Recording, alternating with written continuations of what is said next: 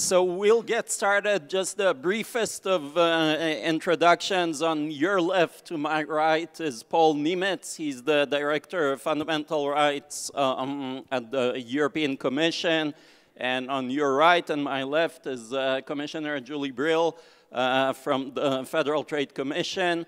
Each a respective leader of privacy policy in their side of the Atlantic, and this is what this session is all about. Of course, with their colleagues, Julie with Chairwoman Ramirez and the other FTC commissioners and wonderful staff, and Paul with the European Commission, the staff, and of course the other institutions of the European Union. So I want to start with a general question, and Europe, of course, is set to put in place detailed data protection legislation, which spans 119 pages, I think, under the Commission draft from 3 years ago. And I think the last leaked version that I've seen was 230 pages. So it's quite voluminous and comprehensive. The United States has a different approach, as you all know, to privacy regulation. It has sector-specific laws, such as the HIPAA for healthcare information, Gramm-Leach-Bliley for Financial Fair Credit Reporting Act, the COPPA for kids data, Video Privacy Protection Act, and others, plus another tranche of regulation coming from state laws. Most notable, I think, for the industry are the 47, last I counted, the State Security Breach Notification Act, and of course there's some state security statutes now. And on top of that, the overarching authority of the Federal Trade Commission to enforce against unfair or deceptive trade practices, which has been pursued quite aggressively, if I may say, over the past decade or so. So as an Israeli, I can't avoid military metaphor, and some, you know, might say that the European approach is a carpet bombing and the US uses targeted strikes. And my question is a general question: which approach do you think yields better results measured as stronger privacy, while at the same time not stifling commerce and innovation? We'll start with you, Julie. Yeah. Sure. So I'm very pleased to be here. I think this is going to be a great discussion with my good friend Paul and my good friend Omer. I'm not sure I like the analogy, though. Can we come up with a less militaristic male analogy? Maybe come up with a feminine one, like, you know, mass spreading of seeds in a garden versus targeted planting. I don't know. There must be a better metaphor than bombing. Okay. Sorry. No, that's okay. I'm teasing you. So actually, Omer gave a really nice, quick, but good overview of US privacy law. And I find that when I come to speak with my European friends and my European colleagues, I often need to kind of lay that same groundwork, because despite the fact that some of our great cases have gotten a lot of attention, both in the United States and here in Europe, there seems to be this lingering view that the United States is the Wild West of privacy law, and we actually don't do privacy law, and we just don't get it. The truth is that we do have a very robust system of privacy protection. That doesn't mean it can't be improved. Just like in Europe, there's a great effort underway to improve its privacy law. Our structure and framework in the United States is different from the European framework. So I'm going to get to your key question, which is better in terms of the measures that you've given. But I think it is important for me to say a little bit more about the US structure first. So yes, we have sector-specific laws. Some of these you will find are mimicked and picked up in the proposed data protection regulation that is working its way through Europe. So we have a very strong kids privacy law. It's called COPPA, Children's Online Privacy Protection Act. Omer mentioned our HIPAA law, which protects very strongly health information when held by certain entities. Same with GLB, Gramm-Leach-Bliley Act protects financial information when held by certain entities. Credit reporting information, also deeply protected in the United States. Our data breach notification law comes out of the states as opposed to the federal government, and it is also something, a concept that is being picked up, and Europe is trying to implement it through the proposed reg. There are provisions dealing with data breach notification, and I think that they're looking at what we do in the United States and saying, gee, that's a good idea. And I agree, I think it is a good idea. But it is currently done at the state level. So filling in the gaps of all of those deep sector-specific laws is the Federal Trade Commission Act, which prohibits unfair and deceptive acts and practices. When Omer mentioned over the last 10 years, we've brought cases, and by brought, I mean these are enforcement cases. We've brought over 40 privacy enforcement cases and 55 and counting data security cases. So altogether, we're approaching 100 significant privacy and data security cases. And frankly, from my perspective, data security and privacy are two sides of the same coin. You cannot have privacy without data security. It often is sort of surprising to me that in Europe, the data security conversation seems to be a little bit less robust than the privacy conversation, but that's a different issue. So what do we do at the FTC when we engage in these enforcement actions?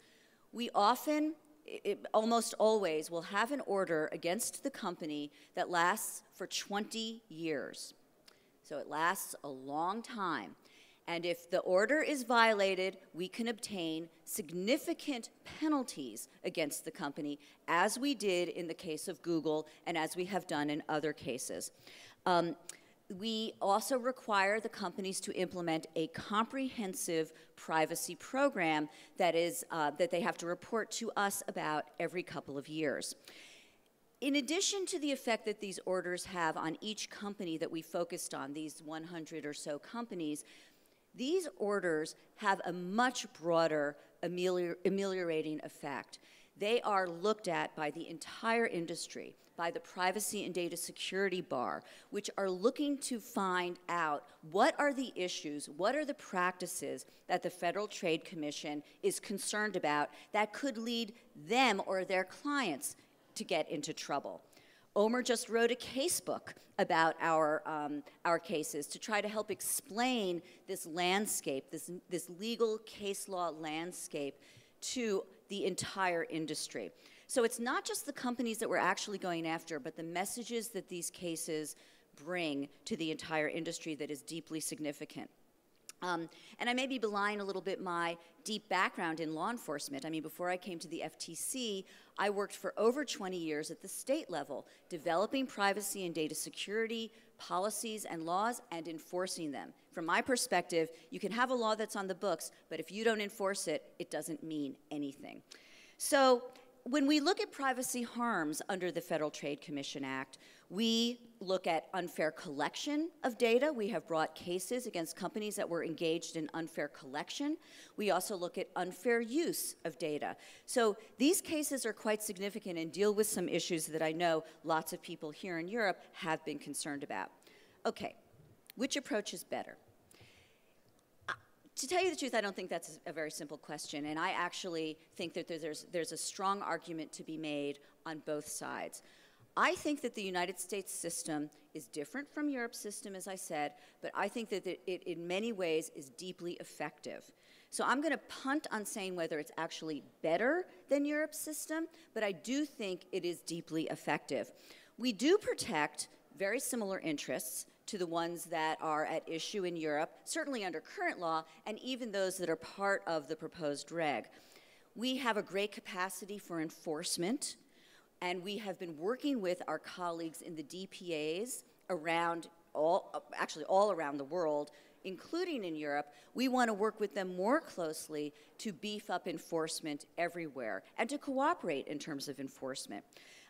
What does Section 5 do, the unfair and deceptive acts and practices kind of baseline law, when you're not in a sector-specific place that I think may not exist in Europe, which I think is good?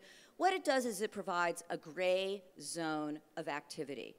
And within that gray zone of activity, what you'll see with respect to those companies that come under United States law is a great deal of innovation. But what you'll also see is a lot of conversation within these companies and within law firms who advise these companies about whether their activities might cross a line and get them into trouble. So that gray zone of activity, I think, is a good thing because it allows innovation and also requires people to be thinking deeply about their practices. Now, can I just say really quickly, because I know I'm not saying that the US system is perfect.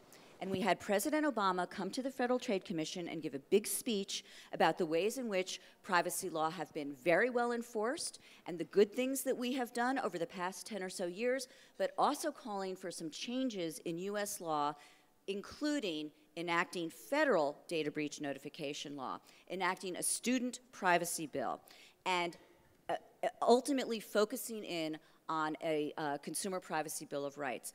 I believe deeply that all of these things are also needed. I also think we need data broker legislation, and we need legislation that focuses on those third-party collectors that most consumers know nothing about that are not consumer-facing. So I'm not saying our system is perfect by any means, but it is different from Europe, and I think it does provide a unique opportunity in that gray zone that I described. So, Paul, the gray zone, I think, to a German lawyer is almost blasphemy. It has to be black or white, rules. No, let's be realistic. You know, we have laws against murder, but we have daily murders. So the law is never perfect. And I think that's the first thing we have to learn from America, that a lot of enforcement of privacy actions is actually not based on the very specific laws, but it's based on a very old, I think 1948, the consumer... Actually, the consumer portion of it was enacted in around 36, 38. Yeah, 36 to 38, 1936 to 38. And so I think it is fair to say that we are trying to really follow very closely what's happening in the United States, and privacy in Europe has been a lot inspired, and not the least by the FTC. And there are many things where it would be good if Europe would be more inspired by the United States. And let's start with the fact that the FTC is lucky to have both antitrust enforcement and privacy enforcement in the same office. And that means the tradition of hardcore antitrust enforcement transits across the floor and via colleagues, and you can see it impersonated in Julie Brill. It transits into privacy. And that brings real benefits. Julie, I like to quote her, but I don't know whether she stands still for this quote, so I say it as my sentence. Let's see what you're going to say. The sentence which I think you once said, but it's also my sentence, is: in the best of the worlds, we would have EU rules on privacy and US enforcement.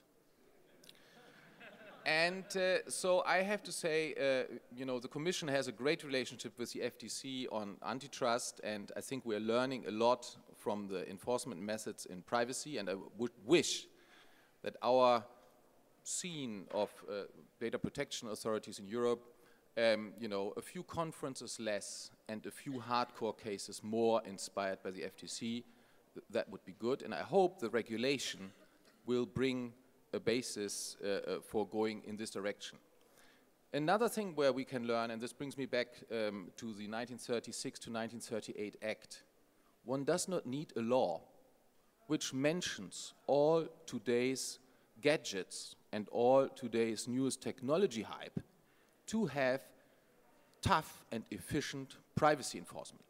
You see, one reason why it takes so long, and there are many reasons why it takes so long in the Council and why we have moved from 150 to 230 pages, thank you for pointing this out, is because we have officials who think, gee, we must mention this and this specificity, and there, you know, today I've heard something new, so let's write it into the regulation.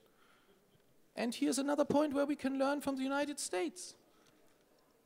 A law from 1936-38 is still very efficient in some areas to enforce privacy. So, Julie, I think, you know, honestly, I would concur with you that it doesn't make sense to say what is better or what is not better. But we have to learn from each other. I would think that in the United States, the debate, first of all, what is privacy for? And why do we actually have to invest in protecting privacy often is more interesting, because there is no simple answer like it exists in Europe. In Europe, the answer is, well, we are protecting data because our constitutional level texts say so. In the United States, you have to find reasons. And people write about this very intelligently. Second, the debate is often more interesting because the technology is developing quicker, and also the abuse often is more radical, and often also journalists are better in investigating this and bringing this to the light. We were very much inspired here by the Wall Street Journal article series, fantastic in investigative journalism, on what they know. You know, 10 articles, Natasha Singer, I think, and Julie Angwin, these are stars in uncovering abuse and really also documenting this as investigative journalists. So I think the issue is not that we are not trying to learn from the US, but first of all, privacy is not only for the private sector, it is something which also has to be protected when it comes to state activity. And in that area, there are huge differences. And I don't even have to mention the Snowden revelations. I would also just refer to the simple fact that when it comes to access to the judiciary, something which is unheard of normally in countries, namely that the access to the judiciary is reserved to citizens, is a problem for us. In the every American citizen can go to court in Europe. We don't make a difference here according to citizenship, whether people can seek judicial protection against administrative decisions, or for that matter, if if they have problems. But unfortunately, we had to discover in the United States that is the case when it comes to judicial review in the area of how data is handled in the area of police cooperation. So I think what Julie through the flower wants to say, and this is a long-standing debate, come on, be reasonable, give us adequacy. And is that a deal? Have we just struck a deal? I hear the calls, and I would agree with Julie that many ways can lead to Rome. We are not requiring from third countries a copy and paste of our system, but we must look at outcomes, and we must look at the guarantees for these outcomes. And this is where also, when it comes, let's come back to the FTC, where the discussion starts. To be very concrete, I would be happy if we would have a guarantee that if there are complaints in the safe harbor, that the FTC follows up these cases. But the FTC has discretion. I have been told that letters by both data protection authorities from Europe, but also well-known activists, have not even been answered. And that's where the discussion starts.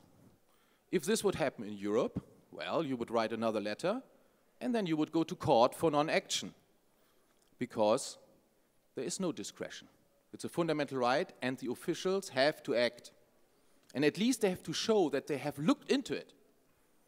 That doesn't seem to be the case in the FTC. There seems to be discretion. Well, it's being debated now in the European Court of Justice. Just saying, even in Europe, this specific question is actually debated right by Max Schrems in the Facebook case, whether the Irish commissioner had to actually take action or had discretion to sort of swipe it off. No, this is not a question of discretion, Omer. That is a question whether the authority acted legally by not investigating, or whether that was illegal. Discretion means that in our law, maybe in the United States it's different, that the conditions for action may be fulfilled, but the authority can choose not to act because, for example, it's not a strategic case, or it might have other things to do. In the way the European Commission, for example, has discretion on bringing infringement procedures. When the law is broken in Europe, we don't have to act. Nobody can take us to court for not bringing infringement procedure. That's what discretion is about. So, and I would like to mention the last key element, which I think when it comes to really looking closer whether the rights of people are really protected makes a key difference. Because protection of data in Europe is a right which comes from even beyond constitutional level, from the European Convention of Human Rights, then the Charter, and then we have a long tradition also of national constitutional court judgments. It is not a choice of politics whether to protect or not. There is a right which people can enforce if necessary with the help of the judiciaries.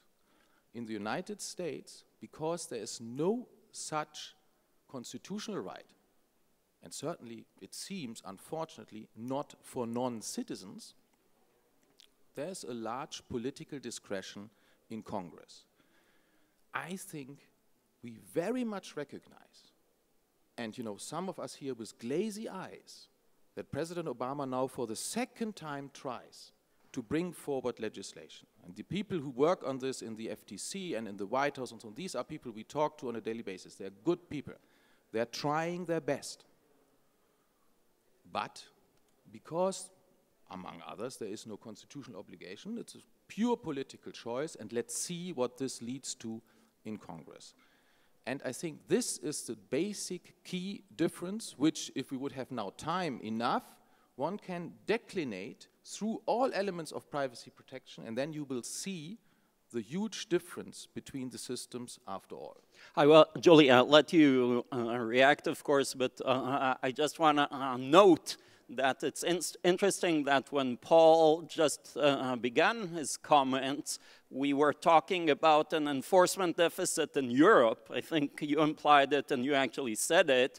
And then you turn the table and are saying that actually there is an enforcement deficit at the FTC taking its discretion to not investigate or pursue complaints under the safe harbor. Second small comment I want to make is that for a while there I was hopeful that we actually reached an adequacy deal and my job would really be done here. But now I think you're implying that not only does the US need to change its laws, it needs to amend the Constitution.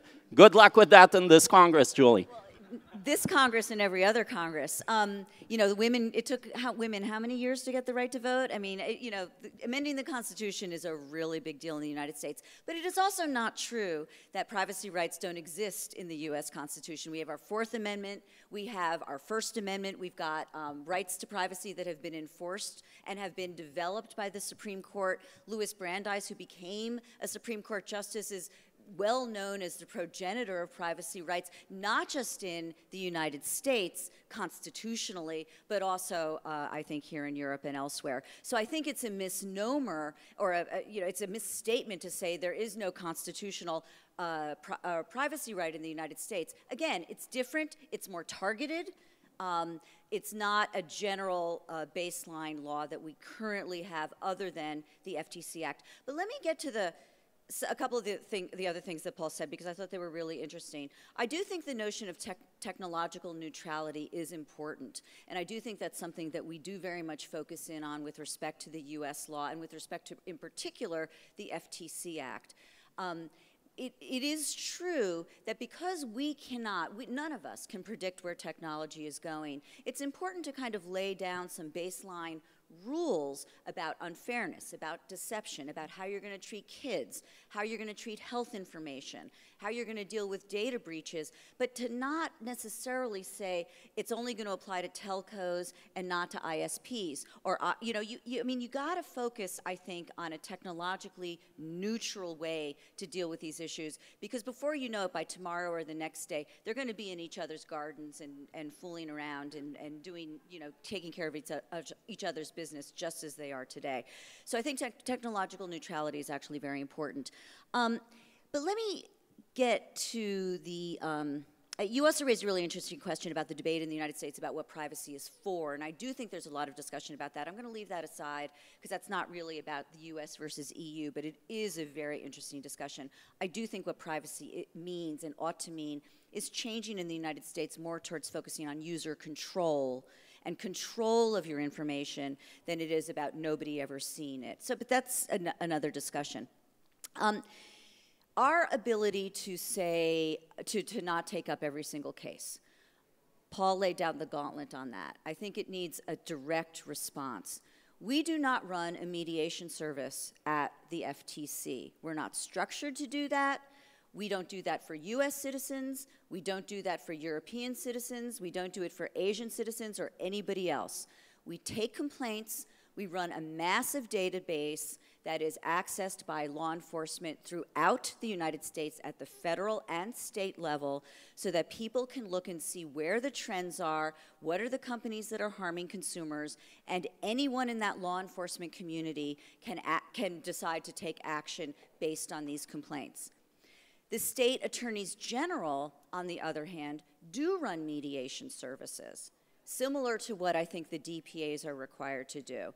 Now, I don't think that any state is required to respond to a complaint, but they do. They run a mediation service, they contact the business, they try to get a rectification of the problem. If they can't, they'll sometimes escalate, sometimes they'll bring suit, sometimes they won't. But that's just not the way we operate at the FTC. So safe harbor is no exception or not being dealt with any differently than any of the other literally millions of complaints that we get every year, covering everything from debt collection to payday lenders to telemarketing fraud to advertising substantiation. We do all of that. And we run a massive database, and anyone can access it, including, frankly, some of our international counterparts. If we were to run that kind of mediation service, I mean, let's actually look at the distinction here. I worry that sometimes the DPAs are so focused on, here in Europe, are so focused on individual complaints that they can't look at the bigger picture. They can't look at some of the activities that consumers will never complain about because they don't know what's going on. That's where you have to rely on people like Ashkan Soltani, who worked with Julia Angwin at the Wall Street Journal on the What They Know series, and is now our chief technologist. They can help us understand what's happening behind the scenes. What are the data brokers doing? What are the ad networks doing that consumers would never know about or complain about? If you're relying solely on complaints to bring your cases, you're always going to be bringing cases against consumer-facing companies. You're never going to be looking at the cases where consumers have no idea what's going on. So I think that's actually a problem. I think our ability to be selective, to be able to look at the broad range of activity, to maybe bring a case based on a newspaper article rather than a complaint is deeply important. We have lots of sources. It's not only complaints, sometimes it's competitors. Another great source of information.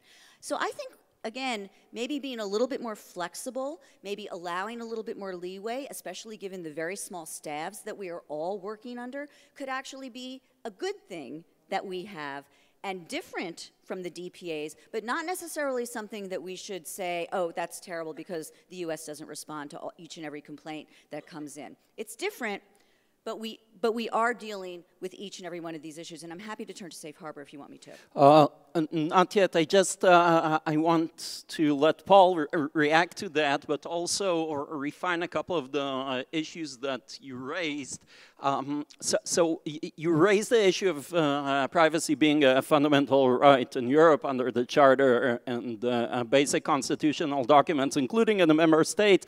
And excuse me for sort of returning to the initial question, but I want to ask whether it actually trickles down. So whether the fact that it's a fundamental right, and it clearly is at the formal level, at the top level in the document, actually has a bearing on the reality on the ground. And for that, you might look at the practices of national security agencies in Europe, whether they differ or not from those in places where it's not a constitutional right, and whether the privacy rights in the consumer realm are actually enforced.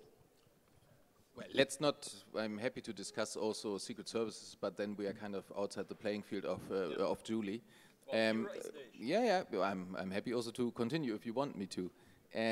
But to give you 2 examples of how it trickles down, you know, let's take Google, for example, the Street View example. You know, it was in Europe where the Street View obligation to, you know, to pixel the pictures was coming from, not from the United States. And the same for the right to be forgotten. And for that matter, you know, I mean, in Europe, after all, people have a right, very simple right, under normal circumstances, to go to an address dealer and say, A, what do you have about me, and B, delete it. Very simple. And to come back to what we're interested in, you know, does the Fourth Amendment apply to non-Americans? And what does this mean? I mean, you know, important question for us and you know, for many. And in the safe harbor, I mean, you know, the Commission in the 13 recommendations on the safe harbor said, we would like the US to take an obligation to do certain ex officio activity of checking. Now we hear from Julie and, you know, in the safe harbor negotiations, well, you know, we can't take this type of obligation of ex officio activity of checking, and we also can't take an obligation to follow up complaints. Well, that's a little bit much. I mean, you know, either or. You know, there are not thousands of complaints coming from Europe. There are not millions of complaints coming from Europe. Very few complaints come from Europe, and still, it's tedious. Yeah? No ex officio obligation taken on, no commitment, and no commitment to follow up. It's just a little bit much. Yeah? So, I mean, you know, here we have a real difference, and what I would say is, if you negotiate across the Atlantic, the basis cannot be we're only going to do what is our present law. There must be some movement. And this principle applies in the area of markets, but it also applies to the national security issue. So I just want to respond real quickly. I know Omer wants to talk more broadly about safe harbor, but just to be really clear, on Google Street View, we actually did take a very close look at that issue. We decided not to bring a matter, but the state attorneys general, about 20 or more of them, did enter into a consent order with Google with respect to Google Street View. So you can't just look at what the FTC is doing. We are certainly the nation's leading privacy and data protection enforcement authority, but there are others, and they are also bringing actions. So it would not be correct to say that the United States ignored all the issues with respect to Google Street View. I know we're also going to be getting to right to be forgotten, but all right, so you want to tee up safe harbor? Okay, because I really do want to respond on what Paul said about it. Let me tee up safe harbor because it's an issue, you know, that's a random issue we want to discuss. So clearly there's been a lot of criticism about safe harbor. You know, one might say that the patient is lying on the surgeon's bed now. Parliament voted to annul it. The Commission set 13 requirements, at least one of which is questionably politically feasible. And now the European Court of Justice is also weighing its constitutionality. I want to ask maybe you, Paul, to start, whether the world will just be a better place if this patient dies. And you know, I'm kind of curious to ask you whether you hope that the court will kill the patient so you don't have to. Well, let me be very clear. The Commission wants the safe harbor to live, but not at all costs. And I challenge those who say we need and we want the safe harbor to contribute to finding solutions. And the solutions which we need is one point which I just mentioned. And the other big elephant in the room is the national security issue. The issue here is that we need to bring proportionality and necessity into the notion of national security, allowing to set aside the principles of protection under the safe harbor. It cannot be that the national security exemption is used to always, 24/7, set aside the principles of protection. Now, how the limitations look and how this is done, there's many ways lead to Rome. And it is a very limited request, because it's a request only in the context of the safe harbor pertaining to data which is transferred to a closed group of identified companies. We need some goodwill here, and we need some readiness to be a real partner, because real partners take into account their mutual concerns. And it is not enough just to say, well, this is domestic US law, and that's how we're handling this, full stop. The safe harbor is a special deal which Europe makes for the United States. We make this with no other country in the world. It equates the companies which go through the self-certification to European companies. And in return to this special deal, some special effort also on this important point, and we recognize that national security is a very important point on both sides of the Atlantic, and no doubt about it, but some effort here is necessary in addition to simply explaining domestic law. And you know, that's something which would concretize the sharing of values. It's good to have a discourse about shared values, but this discourse then also has to become concrete.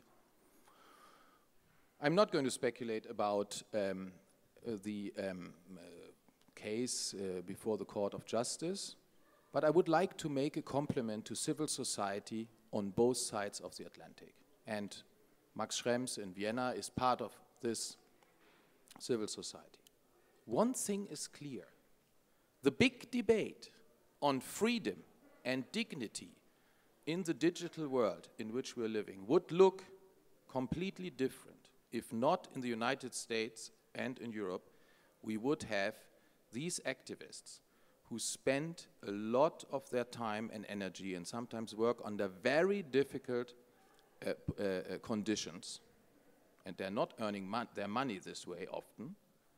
The whole debate would look much different. So I have to say, in a free society, it is great to see in our democracies on both sides of the Atlantic. And again, you know, I would also say our civil society here can learn from the EFF and the ACLU and EPIC and so on. These are great organizations in America. It is good to see that we have these people because they rebalance the debate. And without them, I think the debate would be pretty gloomy. So a great compliment to them, and a great compliment also to the national judges who bring these cases before the Court of Justice. Because the Max Schrems case is not the only case which has started in civil society and was taken by good national judges to the European Court of Justice. The data retention case also started in civil society, also in Ireland, and great judges brought it to the Court of Justice. And that is a beauty of the rule of law in Europe, that the national judges actually help us to make European law work by posing these preliminary questions. And honestly, Omer, I have no problem with this. I find this fascinating. And this is what differentiates the European integration from any other form of countries working together in the world. We have a system where national judges work together with the European Court of Justice in order to make the law work. Well, I have to say it's on a personal note that I think it's heartening to hear like the big or biggest government institution commending individuals who are activists in this space. So, you know, thank you for that, Paul. I just want to ask a very short follow-up before I turn it to you, Julie.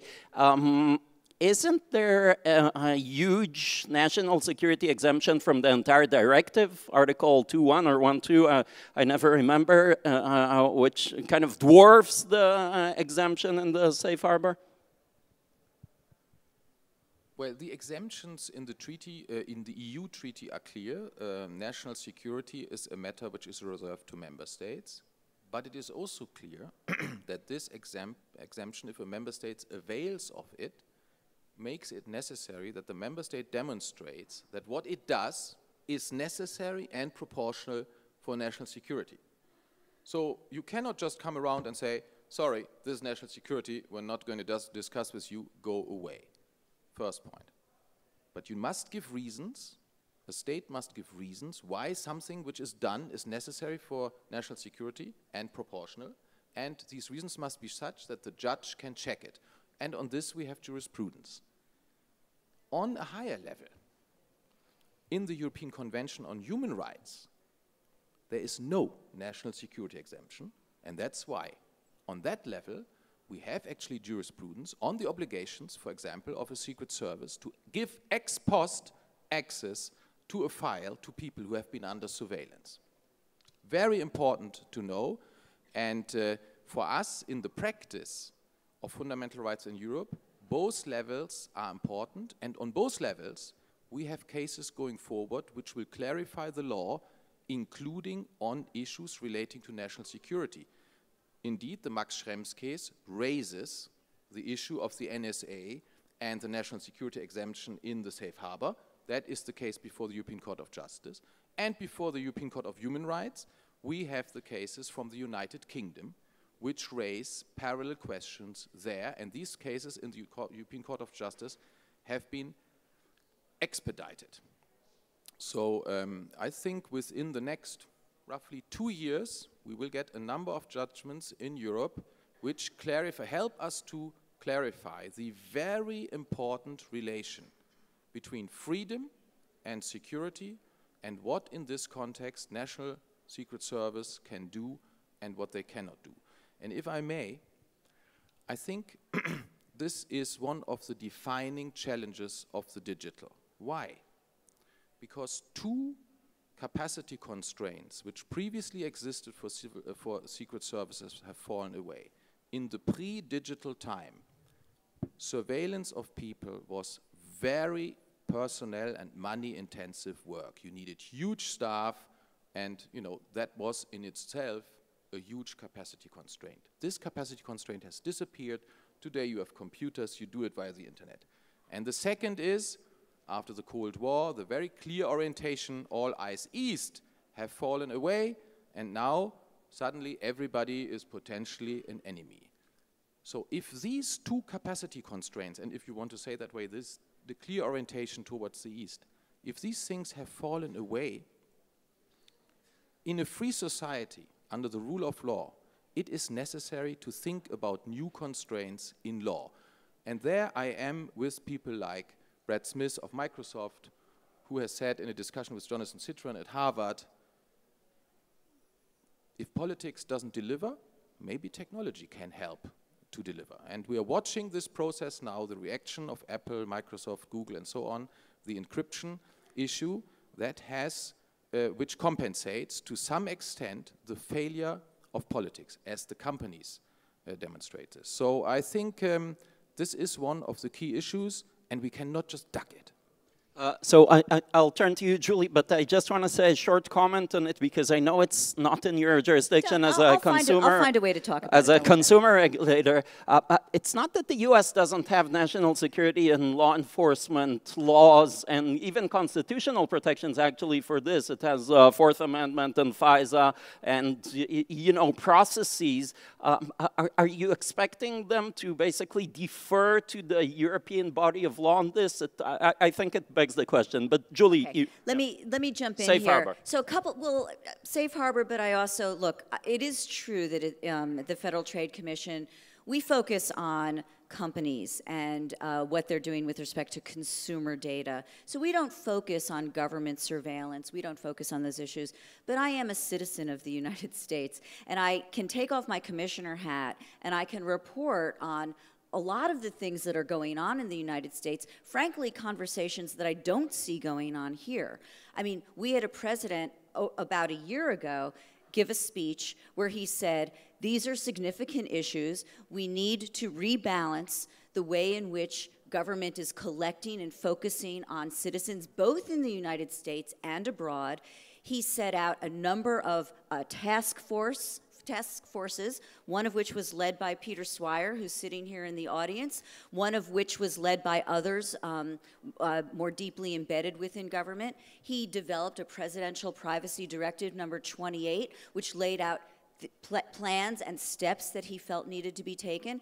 And he said, in his State of the Union speech the other night, that we're going to be receiving a report about developments in those areas in the next month. We have a Privacy and Civil Liberties Oversight Board, which has been augmented with additional personnel and given a lot more money. David Medine, who runs it, is in place and working very hard and also examining these questions. So I've often said to Paul, in private conversations, but since he's talked about some private conversations, I'll do the same thing. Where's Europeans' P Club? Where's your, director of chief privacy officer at the German surveillance agency or the French surveillance agency, or with respect to the British? I mean, we have. And nobody, I don't believe, is saying that what's going on in the United States is perfect by any means. Clearly, we need a rebalancing, and that's what the discussion is. But we are having a deep discussion in the United States. And to fail to recognize that, and to fail to, especially in your position, complement what's going on, I think is a lost opportunity, because there is a lot that is happening in this area. And clearly, people recognize that a shift needs to take place. But let me focus in on safe harbor, because one of the things that I do believe strongly is that safe harbor has become a boogeyman. Safe harbor has been developed into the problem from the perspective of some people here in Europe. And actually, I really think that's the wrong perspective. I think safe harbor is a solution and not a problem. Safe harbor, just like every other adequacy transfer mechanism that's been developed, whether it's binding corporate rules or standard clauses, or for that matter, even a country's adequacy determination, they all have national security exemptions, every single one of them. So all of these issues apply with respect to any mechanism under which information is being transferred from Europe to the United States. But why do I say safe harbor is a solution? Here's why. Safe harbor has developed into a program in almost 4,000 companies that are operating both in Europe and the United States.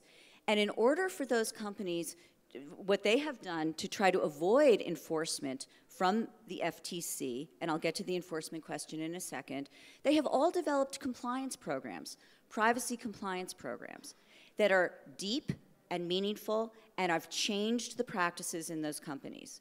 If you take away safe harbor, you're going to take away every incentive on the part of those companies to engage in the compliance that they're engaged in, meaning that they're trying to comply with the principles of safe harbor, which were developed in order to reflect European law, and you'll leave them with a different compliance regime. How does that help Europeans? I don't think it helps European citizens at all. Now let's get to enforcement. We in the United States, we at the FTC, have undertaken very significant enforcement work with respect to safe harbor. Should we be doing more? Absolutely. We have taken on, we've done about approximately 20 cases, the most significant one of which recently was with respect to trustee, which actually wasn't even a safe harbor enforcement case, but they play a critical role in terms of being a SEAL program with respect to safe harbor. So it was very important that we looked at what they were doing. We have also said that we will look at every single company that comes before us for a law enforcement review, an investigation, and we will determine whether or not there's a safe harbor violation. And as a result, the cases that we have brought against some of the biggest names in Silicon Valley have provisions in the consent decree that deal with safe harbor principles. So we're law enforcement. We don't guarantee to anybody what we're going to do tomorrow or a year from now or whatever.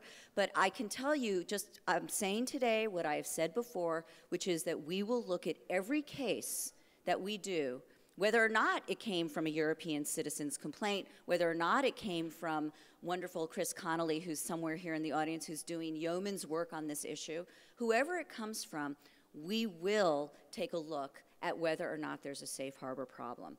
I'm trying to think if there was anything else. I think that's about it. I mean, I don't know, Paul, if what you mentioned the ex officio issue and whether or not we would do audits of the companies. I mean, that's not what we're set up to do. We don't do audits. We do law enforcement investigations. So we need to have some kind of a reason to go after a company. It doesn't need to be a complaint. It can come from any source, or it can come from our own internal folks who are doing checking. But what we don't do is we don't engage in audits. But you and I have had that conversation. And one of the things I can also commit to, you know, the Department of Commerce is leading the negotiations with respect to the EU in terms of safe harbor. It's clear to me that safe harbor, while I do believe strongly it is a solution and not a problem for the reasons I outlined, do I think safe harbor is perfect? Absolutely not. I have said in speeches both here and in the United States that I think safe harbor needs to be improved. One of the issues that's been raised to us by Chris Connolly and others is the issue of the alternative dispute resolution fees. As soon as I learned of that issue, I said absolutely those fees should go away. Why should European consumers have to pay money to have their dispute resolved? It seems silly. So the Commerce Department is working on that, and I think we'll have a resolution to that very soon. Do we need increased transparency? Do we need increased accountability under safe harbor? Absolutely. And I've been working with my colleagues in the Commerce Department to try to improve these mechanisms. So, you know, it's a program that's been in place for something like 15 years. It needs to be modernized, it needs to be improved, but I want to move away from the patient on the operating table analogy. Here's what I'd like to say. Don't like any of my metaphors No, your today. metaphors stink today, Omer. I don't know, you woke up on the so wrong side violent, of the bed yeah, or exactly. something. I don't know. You maybe need a course in creative writing or something. I don't know. But no, I'm teasing. Omer's a dear friend of mine. I can tease both of these gentlemen because they are dear friends. Here's what I like. Maybe it's in a convalescent home. It's already been on the operating table. It has survived. The Commission has already said, the European Commission has already said that it wants safe harbor to exist, and it has set forth some recommendations to improve it. I think everyone on both sides of the Atlantic agrees that there is room for improvement. We may not agree on all of the elements that need to go into improving it, or if we agree on the elements, we may not agree on all the ways in which to implement those elements. But there's no question that this program is alive, it's kicking, it needs to get up on its feet and get running again, and I think that we're starting to see that. So Paul, assuming that the Court of Justice doesn't do you the service of killing the patient, excuse the metaphor, and assuming that the US national security requirement will not be met, and I think that's you know, reasonable assumptions, assumption at least, I don't know about the court, that's a bit of a wild card in the past couple of years. Would the Commission still be inclined to pull the switch on safe harbor and, as Julie says, undermine the privacy of European citizens? Well, first of all, I have to commend Julie for her eloquence here. Of course, for the FTC, the safe harbor is an additional legal base to bring enforcement actions which benefit also Americans. So I very much understand that Julie wants to maintain this legal base, and I have all the sympathy for that, because these enforcement actions, first of all, they're good for America, for Americans, and they're good for Europeans. But let's remember this motivation that the safe harbor is an additional legal base for the FTC to also bring higher standards of privacy to the benefit of Americans. Now,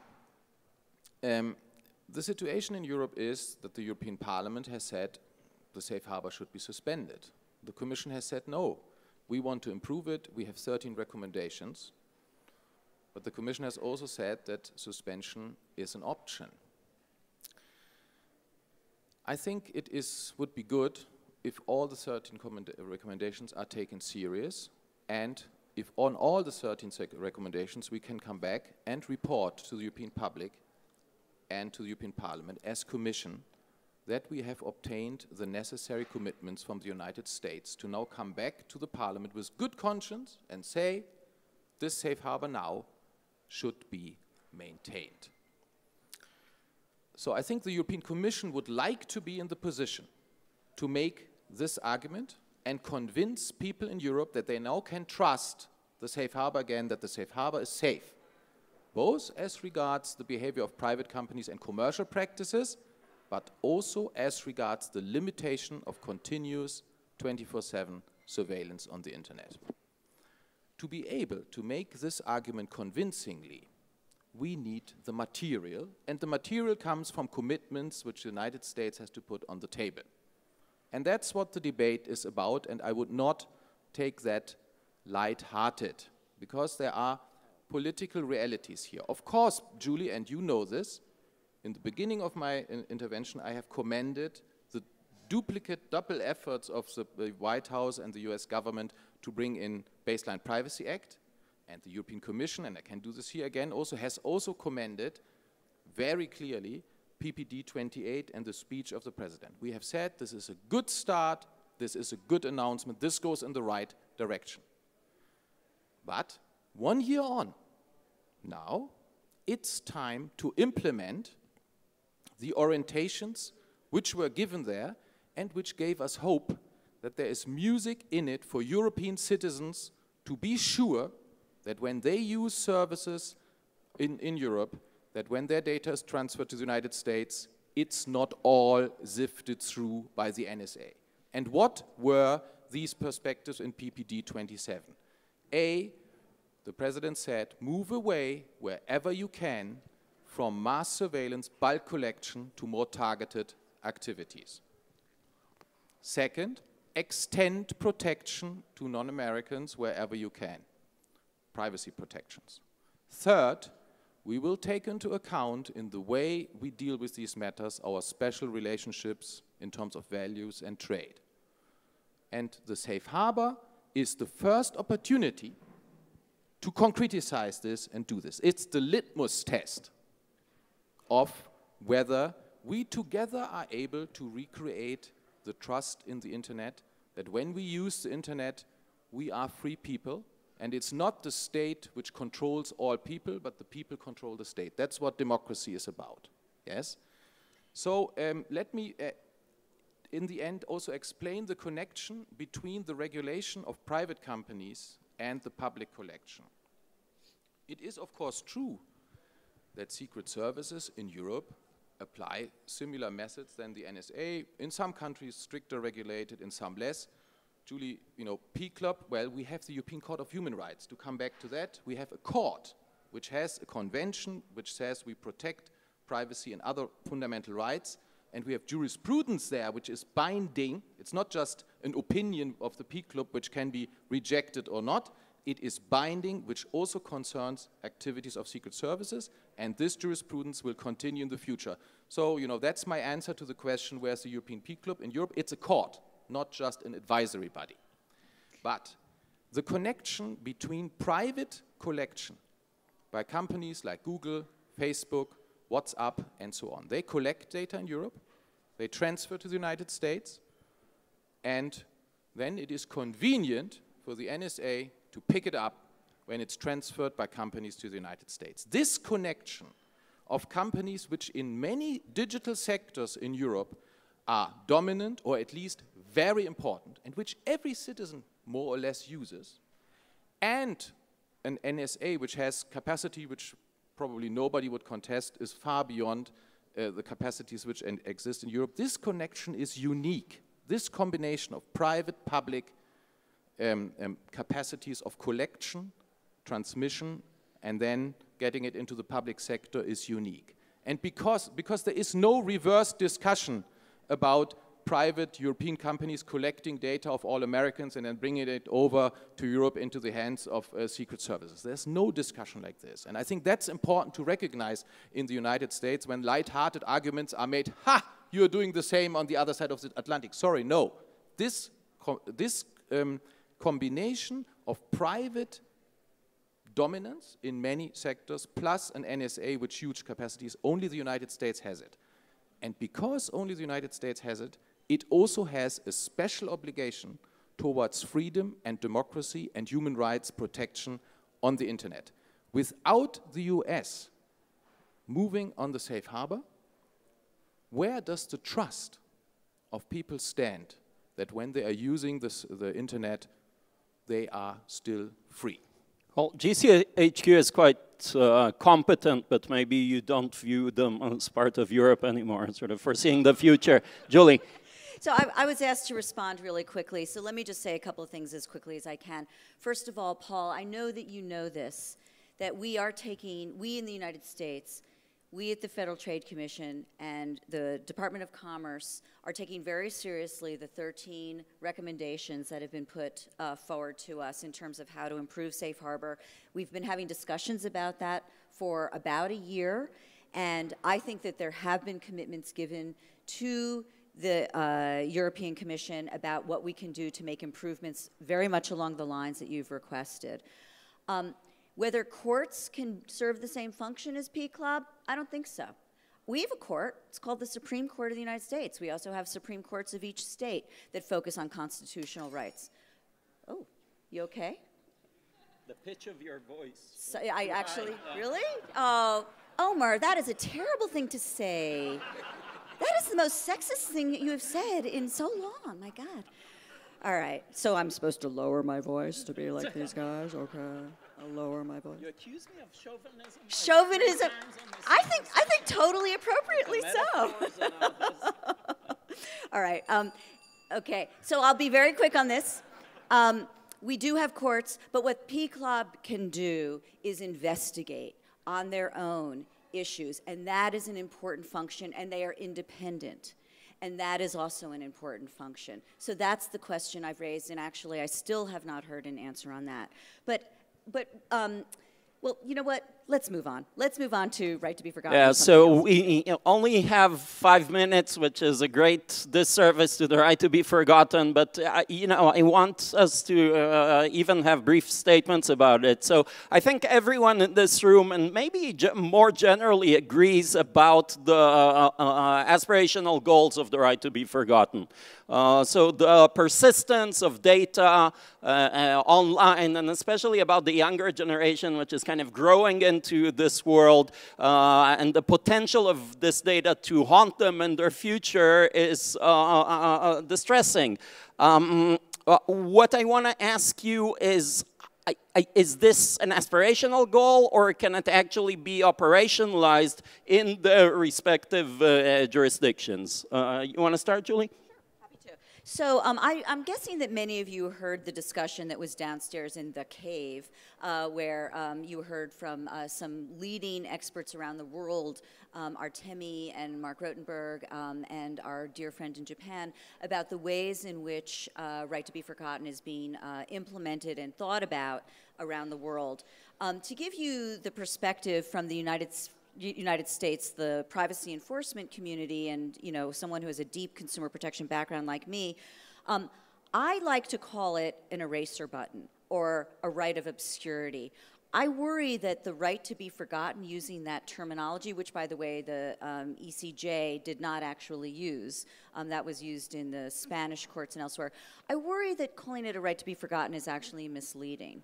I mean, you're not going to be forgotten. The information will exist elsewhere, but it will be much more obscure if operationalized in the way that the ECJ and now the Article 29 Working Party has described.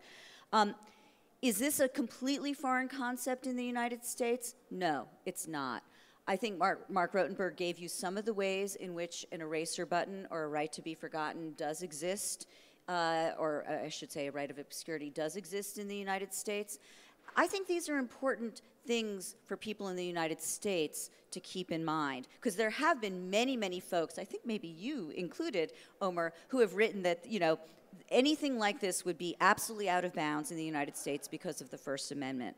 Well, we do have the Fair Credit Reporting Act, which does allow consumers, not on a state level, but on a federal level, to eliminate information that is too old, that's either 7 years or 10 years old, and it can be eliminated from there. Actually, it's supposed to automatically be eliminated, but if it's not, consumers can get it eliminated from their credit reports. We have California, which has implemented an eraser law, which allows minors to delete information from social media and elsewhere. Mark Rotenberg mentioned juvenile expungement laws. We've had those for a long time, very long time. Under the Section 5 enforcement authority that I described a moment ago, or a little while ago, we have brought actions requiring certain entities to give consumers appropriate rights to delete information. We did a case involving a people search firm called US Search, very much like the type of activity that Google was engaged in, in terms of, giving back responses based on the search of someone's name. So we have said that people search firms, if they're going to give a right to delete information, which many of them do, it has to be an effective right. They have to actually go ahead and follow through and do it. There's also a provision in our Facebook settlement that required Facebook to also give a right of deletion.